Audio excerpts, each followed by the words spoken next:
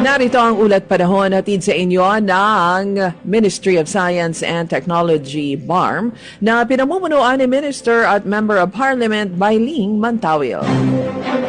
Nasa loob pa ng Philippine Area of Responsibility ang sentro ng Super Typhoon Uwan at huling namataan sa coastal waters ng Bangar, La Union, alas 3 kaninang madaling araw. Inaasahang lalabas na ito ng bansa ngayong araw.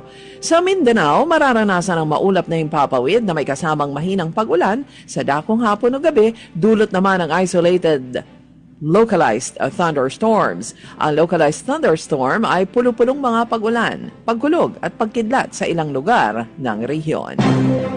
Yan ang ulat panahon. Hatid sa inyo ng Ministry of Science and Technology, BARM, na pinamumunuan ni Minister at Member of Parliament Bailing Mantawil.